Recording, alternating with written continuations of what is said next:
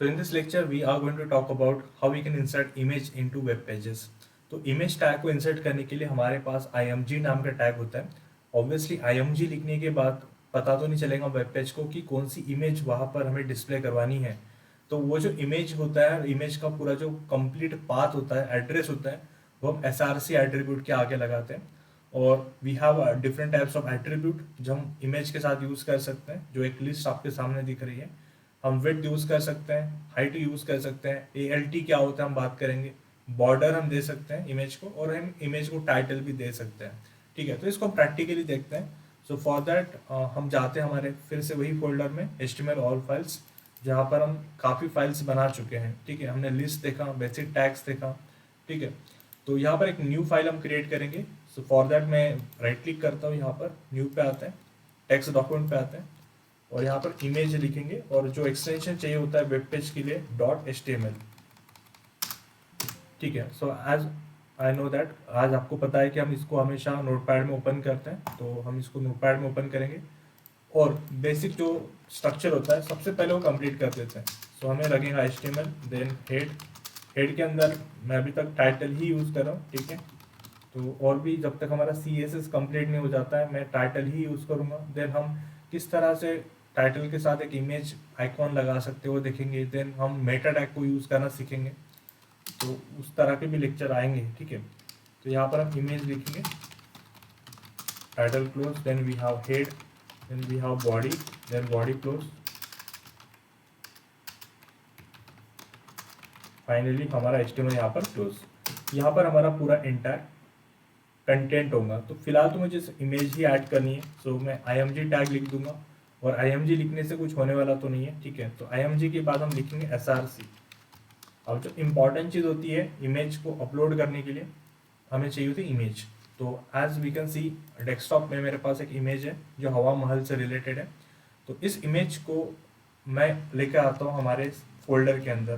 तो यहाँ से मैं कट करता हूँ इस इमेज को, यहाँ से हम कट करेंगे और इसको पेस्ट करेंगे HTML ऑल फाइल्स इस फोल्डर के अंदर. तो अब आप ये बोल सकते हो कि जो हमारे इमेज का पाथ है दैट इज hawa.png, और हमारी जो फाइल है image.html, दोनों का लोकेशन एकदम सेम टू सेम है. ठीक है, तो ठीक है, तो अब मैं क्या करता हूँ, यहाँ पे लिखता हूँ hawa.png, और src स्टैंड फॉर सोर्स. ठीक है, तो जो आप कुछ लोग यहाँ पे SCR लिखते हैं, तो अगर आप कंफ्यूज हो रहे हो क्या है एग्जैक्टली, तो आप सोर्स का स्पेलिंग इमेजिन करिएगा और जो पहले आता है कैरेक्टर उसको आप पहले लिखो SRC. ठीक है, इतना ही मैंने किया है, बाकी मैंने कुछ किया नहीं. यहाँ पर मैं आता हूँ, मिनिमाइज करता हूँ इसको, और इस image.html को ओपन करेंगे हमारे गूगल क्रोम के अंदर. तो आप देख रहे हो हमारे पास एक हवा महल से रिलेटेड इमेज आई है, और अब इसको वैसे तो हमने बॉर्डर, विड्थ, हाइट कुछ भी अप्लाई नहीं किया है, तो जो एक बाय डिफॉल्ट इमेज का रिजोल्यूशन है वो हमें डिस्प्ले हो रहा है. ठीक है, अब हम कुछ और एट्रीब्यूट का इस्तेमाल करना यहाँ पे सीखते हैं. जैसे मैं यहाँ पर विड्थ और हाइट यूज़ करके देखता हूँ. अब क्योंकि हमें पता है कि विड्थ और हाइट एट्रीब्यूट्स है इस इमेज टैग के, तो उस एट्रीब्यूट का इस्तेमाल आप कहीं पर भी कर सकते हो, इवन बिफोर SRC. आप SRC की बात करो, SRC के पहले करो, कोई फ़र्क नहीं पड़ता है. आपसे स्पेस दो और आप एट्रीब्यूट मेंशन करो. अब यहाँ पे जैसे मैंने लिखा 500 और यहाँ पर मैंने लिखा 500. अब मैंने यहाँ पे कोई यूनिट नहीं लिखा है, तो यूनिट नहीं लिखा है तो ये बाय डिफॉल्ट होता है हमारा PX में, दैट इज पिक्सल में. यहाँ पर मैं PX लिख सकते हैं. इसके अलावा भी बहुत सारे यूनिट्स होते हैं, हम परसेंट यूज़ कर सकते हैं, हम REM यूज़ करते हैं, हम RM यूज़ करते हैं. ठीक है, तो हम यूनिट भी लिख सकते हैं. ऐसे बहुत सारे होते हैं, बट जो मोस्टली जो हम फोकस करते हैं वो PX पे करते हैं और परसेंट पे करते हैं. तो फिलहाल मैं पर पिक्सल पे करना चाहता हूँ, तो आप पिक्सल लिखो नहीं लिखो कोई फ़र्क नहीं पड़ता है, बाय डिफॉल्ट वो पिक्सल ही होता है. ठीक है, अब इतना ही करने के बाद हम चेक करते हैं कि क्या इमेज में कोई फ़र्क नज़र आ रहा है. एग्जैक्टली हमारा ये देखो 500 का ये पिक्सल बन गया हॉरिजॉन्टली, और वर्टिकल भी ये 500 हो गया. अगर आप यहाँ पे जैसे 50% कर देते हो, 50% विड्थ और 50% हाइट, ये अब स्क्रीन के हिसाब से होगा.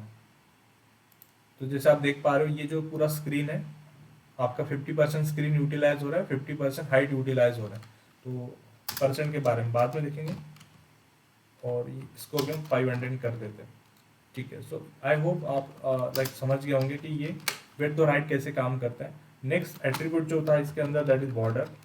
अब आप इस बॉर्डर में जैसे 1 लिखोगे तो आप देखोगे स्लाइड से आपको ब्लैक बॉर्डर यहाँ पे नजर आएंगी, ठीक है। आपको नजर नहीं आ रही होंगी तो आप इसको थोड़ा इंक्रीज कर सकते हो। मैं इसको 10 कर लेता हूँ और फिर से एक बार चेक करते हैं, तो आप देखोगे यहाँ पे ब्लैक कलर की बॉर्डर यहाँ पे नजर आ रही है। तो अब आपको क्वेश्चन ये होगा कि सर इसको हमें रेड करना है, ब्लैक करना है, ये रेड करना है या फिर येलो करना है, तो वो सारे ऑप्शंस हम CSS में कर पाते हैं। यहाँ पे हमें HTML में सिर्फ एक ही ऑप्शन मिलता है, या ब्लैक कलर का बॉर्डर दे सकते हो और उसकी आप थिकनेस, बॉर्डर जितना बढ़ाओगे उतना वो बढ़ते जाएगा, ठीक है। हम CSS में ये भी देखेंगे कि हम किस तरह से इसको राउंडेड कर सकते हैं, ठीक है, और किस तरह से हम इसको ट्रांसपेरेंट कर सकते हैं, और भी अलग अलग टाइप की इफेक्ट्स हम इसको कैसे दे सकते हैं। फिलहाल जो HTML जितना कर पाता है उतना ही मैं आपको सिखा रहा हूँ, ठीक है। और एक लास्ट चीज़ थी यहाँ पे, दैट इज ALT। ALT क्या होता है? Alternative text. अल्टरनेटिव टेक्स्ट मतलब अगर आपकी इमेज विजिबल नहीं होती है, इमेज नॉट लोडेड, अगर आपकी इमेज प्रेजेंट नहीं है तो बहुत सारे रीज़न हो सकते हैं। माइट बी सर्वर से इमेज क्रैश हो गई है, या लोकेशन चेंज हो गया इमेज का, या इंटरनेट बहुत स्लो है तो इमेज ही वो लोड नहीं हो पाई, ठीक है, because of the less packets जो ट्रांसफर होने चाहिए थे इमेज के लिए उतने नहीं हुए, तो इसीलिए इमेज लोड नहीं होती है बहुत बार। तो ये मैसेज दिखेगा अगर इमेज प्रेजेंट नहीं है तो।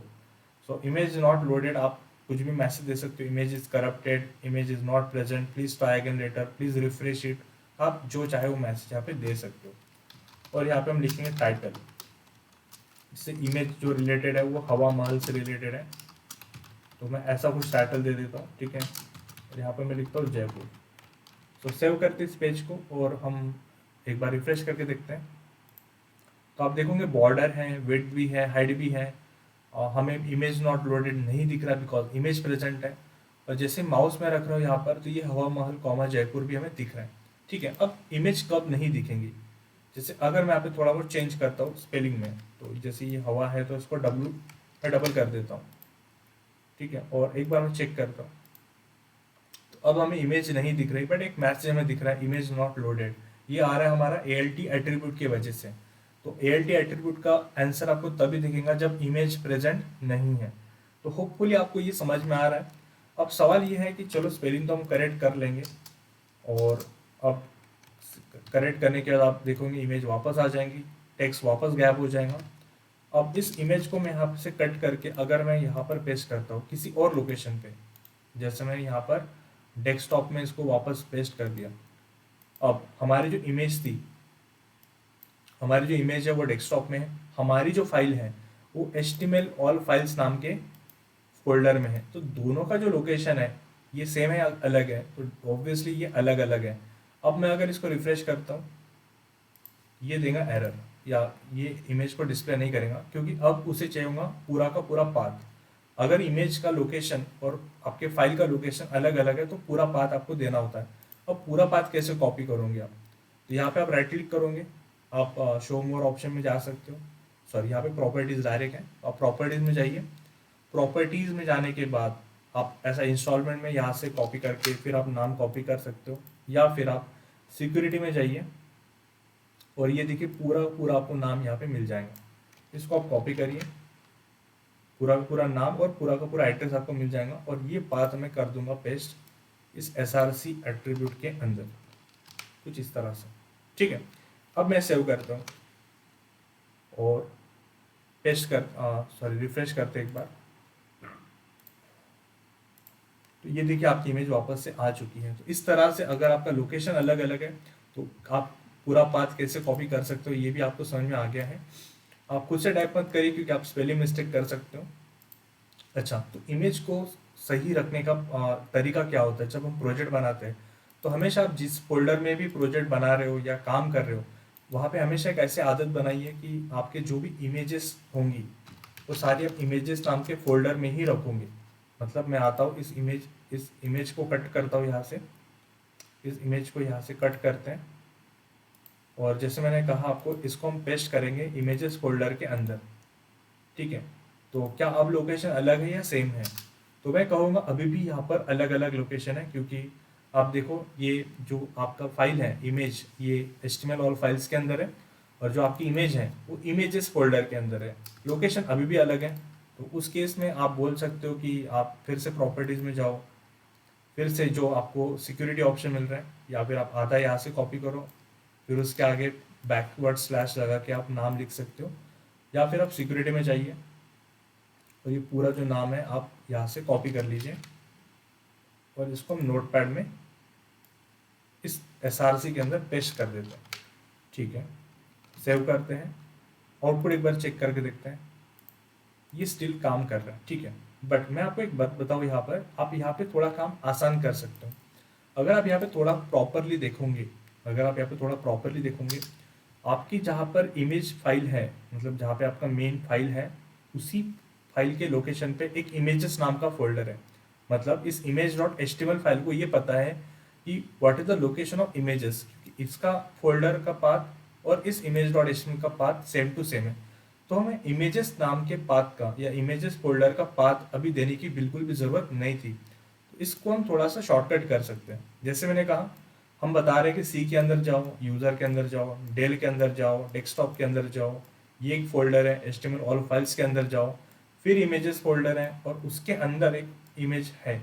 तो हमें एक्चुअली इमेजेस तक का पाथ देने की जरूरत ही नहीं थी। वाई? बिकॉज हमारा image.html वहीं पर है जहां पर इमेजेस फोल्डर है, तो दोनों का लोकेशन सेम है, तो इमेजेस तक का पाथ देने की जरूरत नहीं है। अगर आप दोगे तो भी कोई प्रॉब्लम नहीं है, अगर आप नहीं दोगे तो ये आपका स्किल सेट दिखाता है कि भाई आपको पता है कि ये किस तरह से काम करता है। ठीक है, मैं सेव करता हूँ, एक बार आउटपुट चेक करता हूँ, तो आप देखोगे यहाँ पर आपका स्टिल इमेज परफेक्टली फाइन कर रहा है। तो आपको आई गेस ये समझ में आ चुका है कि अगर आपका इमेज सेम लोकेशन में रहता है तो आपको सिंपल नाम देना है, अगर अलग लोकेशन में देना है तो आप क्या कर सकते हो, आप क्या कर सकते हो, आप एक पूरा एब्सोल्यूट पाथ कॉपी कर सकते हो प्रॉपर्टीज में जाके। अगर कुछ इस तरह का अरेंजमेंट है आपके इमेजेस का कि एक फाइल है, उसके अंदर एक फोल्डर है, फिर फोल्डर के अंदर है, तो आप पाथ को कैसे शॉर्टकट कर सकते हो ये भी आपको समझ में आ चुका है। मतलब आप जान चुके हो कि इमेज ये पाथ कैसे काम करता है, और बाकी एट्रीब्यूट भी आपने समझ लिए कि width, height, border, ALT, title, ये सब कुछ क्या होता है, ये भी आपको समझ में आ चुका है। एक आखिरी चीज़ मुझे बतानी है, जैसे अगर इस इमेज को मैं यहाँ से कट करता हूँ वापस, और मैं यहाँ पर पेस्ट कर देता हूँ डेस्कटॉप में। ओके, क्या अब इसके लिए कोई शॉर्टकट हो सकता है? तो आप बोलोगे सर अब तो नहीं है, क्योंकि आप तो अभी एक फोल्डर पीछे आ गए। अच्छा, पीछे आ गए मतलब कैसे पढ़ोगे आप इसको? देखो, HTML ऑल फाइल्स के अंदर हूँ मैं, और अगर मैं देखूँ HTML ऑल फाइल्स के पिछला वाला फोल्डर कौन सा है, पिछला वाला मतलब मैं अगर आपको यहाँ पे दिखाऊँ, आप यहाँ पे पढ़ सकते हो कि HTML ऑल फाइल्स है कहाँ पर। ये है सी के अंदर, यूज़र के अंदर, डेल के अंदर, डेस्कटॉप के अंदर और HTML ऑल फाइल्स के अंदर। तो हम ऐसा बोल सकते हैं कि जहाँ पे image.html है, image.html फाइल है, उसी के एक फोल्डर पीछे डेस्कटॉप है, और वहाँ पर कौन सी फाइल है, hawa.png। तो अगर आपका एक फोल्डर पीछे रहता है तो आप उसको भी थोड़ा शॉर्टकटली लिख सकते हो। कैसे? सिंपली आपको क्या लिखना है, यहाँ पर 2 बार डॉट देन बैकस्लैश। ये 2 बार डॉट क्या होता है? अगर आप एक बार डॉट लिखोगे तो उसी फोल्डर में सर्च करेगा जहां पर आप अभी हो, मतलब वो वहीं पे, मतलब HTML ऑल फाइल्स में ही चेक करेगा क्या यहाँ पे हवा महल है। अच्छा, नहीं है, ठीक है। अब 2 बार डॉट लिखा, अब ये कहाँ पे सर्च करेगा, एक फोल्डर पीछे जाके, पीछे मतलब कहाँ पर, वो जाएगा डेस्कटॉप में, मतलब ये ऐसा आ जाएगा। क्या अब यहाँ पे कोई हवा महल है? तो उसे दिखेगा यस, यहाँ पर एक hawa.png नाम की फाइल है, तो यहाँ पर ये काम कर लेगा। सो सेव करते हैं एक बार, और एक बार वापस रिफ्रेश करते हैं, still it is working fine. ठीक है, तो बहुत सारे मैंने परम्यूटेशन कॉम्बिनेशन आपको बता दिए, एंड डेफिनेटली देखने से समझ में आता है, बट एक दो बार आप प्रैक्टिस करोगे, जो जैसा मैंने किया है वैसा ही आप करके देखो स्टेप बाय स्टेप, तो फिर ये बहुत इंपॉर्टेंट है कि फिर आपको कभी प्रॉब्लम नहीं जाएंगी। ठीक है, सो इन द नेक्स्ट लेक्चर हम देखेंगे टेबल टैग हम कैसे क्रिएट करते हैं, टेबल टैग क्या होता है।